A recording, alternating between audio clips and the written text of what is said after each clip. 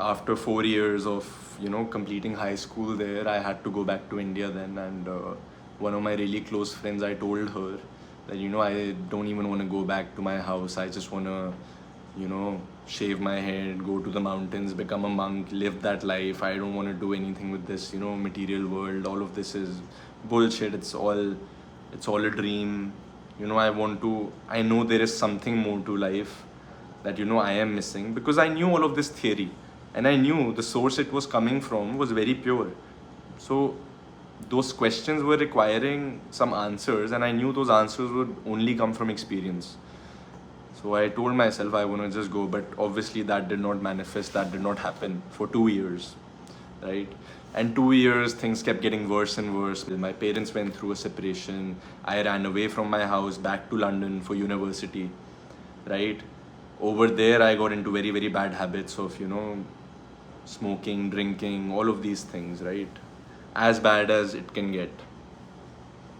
And then suddenly I came back to India because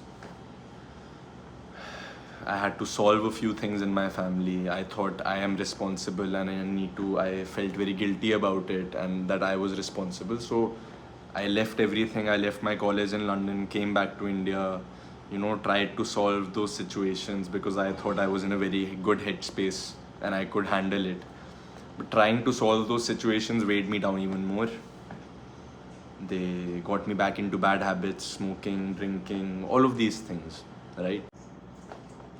We come from a family of gurus. So Sikhism is the religion I was born into, and our religion has 10 gurus, right? And the third guru, Guru Amar Das Ji, I am directly from his family, right? So our family also has spiritual significance and heritage, right? So my dad was never into going to some other master and trying something out, because there's a whole guilt that gets created inside of you, that how can I, it feels like you're deceiving your own family heritage, your whole legacy.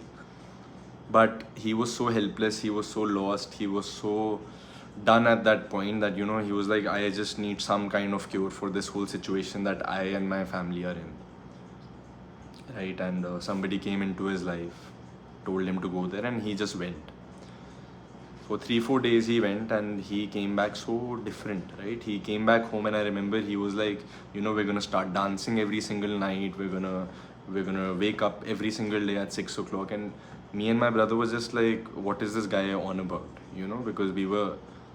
Because he had left fighting with us, right? We had fought before he left, and me and my brother were in the same space. We were not good with him, we were not right with him. We actually thought that it's good that he goes away from the house. We would feel a bit free. We would have our own space for some time. We did not think that this was going to work out, right? But he came in such a different space. And because I understood these things, that meditation really works, because of my experiences back in London, right? Somewhere or the other inside of me, I was like, okay. I started noticing him, right? I did not believe any of this, that it was working, but I noticed him. Now every single month he would start to go, and then one month he brings a person back home with him from the ashram. That person, even today, he is in our house right now. So grateful to him. He came into our lives, he came into our house, the whole energy of the house just elevated, because he has been a Osho disciple for the past 22 years, and he meditates every single day. His energy is very pure, very high. So he came. It was a blessing that he came back with my dad. He started working on my dad. Automatically, as he started working on my dad, it was working on me and my brother. Then slowly my dad was experiencing such beautiful things, because he was meditating every single day with this guy. And then he was like, I want my sons to also experience this, because otherwise they will always be in such a hurt situation. Because he saw that he was healing, he also recognized that me and my brother required a lot of healing, because at such a young age we had been through a lot in life. And I obviously, if I start telling everything that and everyone goes through, so much, right? Everyone goes through so much. So he thought that maybe it's time that me and my brother also need to experience this bliss. So my brother went to the Pune ashram, Osho ashram in Pune, right? So my brother was there for 2 months, and I was sent to the Nepal ashram for 1 month, only 1 month, right? And I was sent for meditative therapies, right? Because the person that came back with my dad, he could see that I already had a very spiritual inclination, that I already knew about all of these things.